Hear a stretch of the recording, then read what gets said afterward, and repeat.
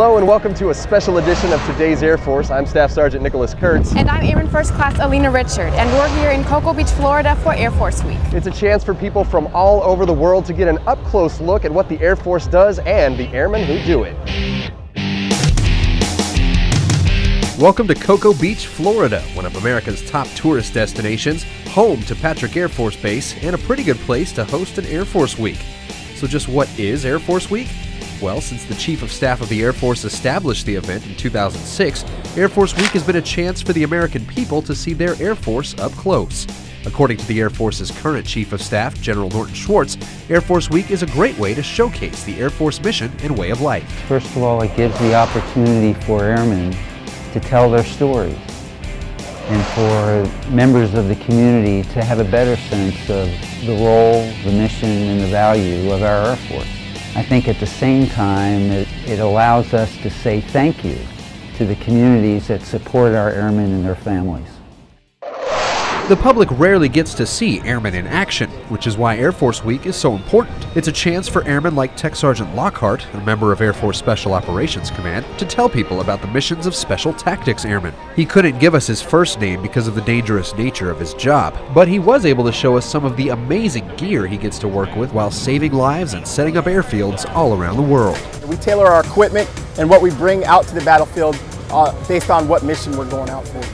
It's basic plate carriers, what we wear downrange to stop the bullets from hitting us. Usually we carry 2 radios and a multitude of communications equipment. It's how we talk to aircraft and as well as teams. We've got basic UHF, VHF with SATCOM antennas. What we've got here is the controller for the Raven B. It's an ISR platform that we'll use out on the battlefield. It actually displays the image that the ISR platform, the Raven B, is flying around collecting, and we can control it with that to give us a better view of what's going on the battlefield. This is a bigger radio that we carry on our kit. It allows us to reach out and touch capabilities and a greater range versus the radios that we carry on us.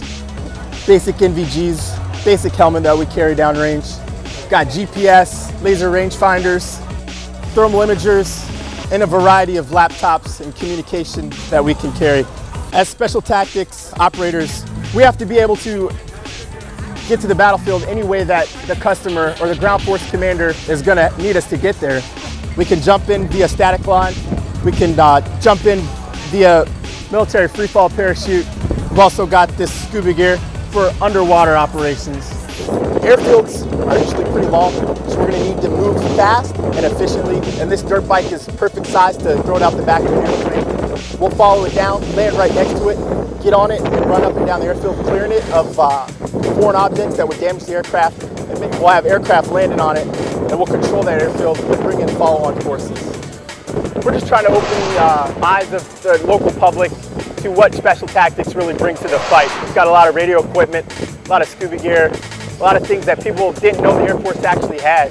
When most people hear Special Forces, they think about Navy SEALs, they think about Army Rangers and Green Berets. Air Force also has a Special Operations component in Special Tactics, anywhere from Special Operations weather teams, combat controllers, and pararescue missions. All throughout Air Force Week, airmen give the public a chance to see some of the incredible things the Air Force does on a daily basis, including some things the public normally wouldn't get a chance to see. Here's Tech Sergeant Steve German. Normally conducted under clandestine conditions, pararescue operations are rarely seen, but that's not the case at Air Force Week, Cocoa Beach.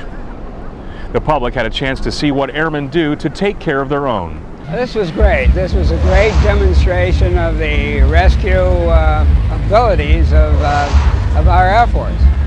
Pararescue airmen had the responsibility to infiltrate hostile areas and rescue downed aircrew members. This demonstration is just one aspect of the important job they do.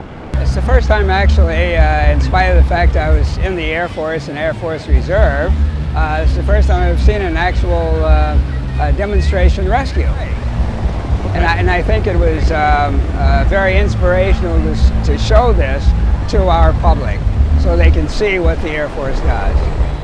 And the people of Central Florida had a chance to see their Air Force in action, thanks to Air Force Week, Cocoa Beach.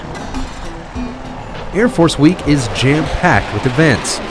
Multiple aircraft flyovers, performances by the Air Force Band, Honor Guard, and Tops in Blue, air shows at the beach, even a NASA space shuttle launch. Well, actually, the launch got postponed. But there's still enough going on to make your head spin. Putting together such a massive event like Air Force Week takes a lot of planning, preparation, and coordination. And it all started months ago right here on Patrick Air Force Base. And most of it took place here, in the office of Lieutenant Colonel John Broder. An Air Force reservist and commercial airline pilot, Colonel Broder was called up to active duty specifically to help put Air Force Week Cocoa Beach together. Thanks to the Colonel's extensive experience planning huge events attended by tens of thousands of people, Air Force Week was in capable hands from the beginning. Actually, I've never been an event planner. I've never done anything like this at all, ever. Wait, what?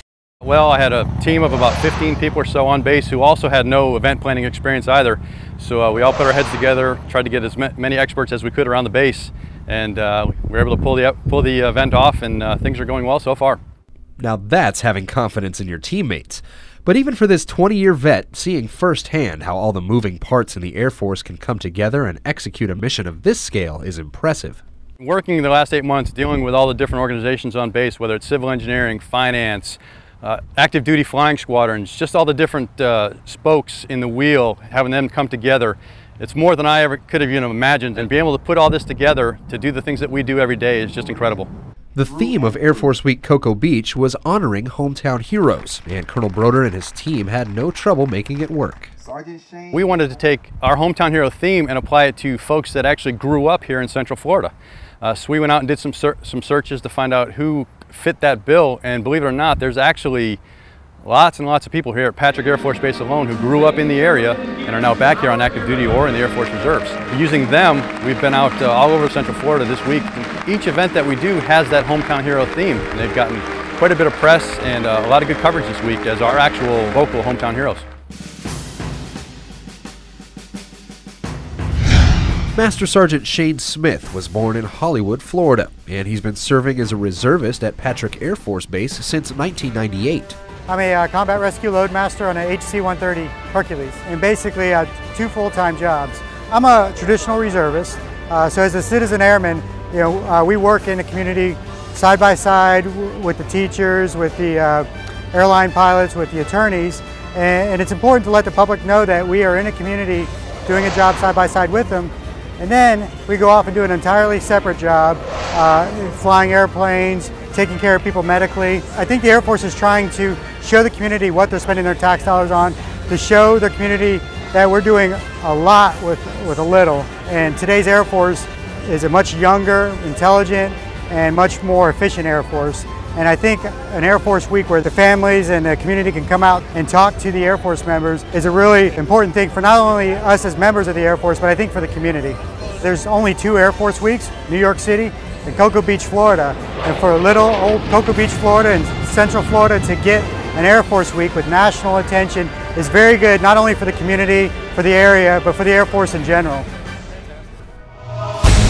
Coming up, airmen don't spend all day with their heads in the clouds. We'll dive in for some underwater action as Air Force Week heads to SeaWorld.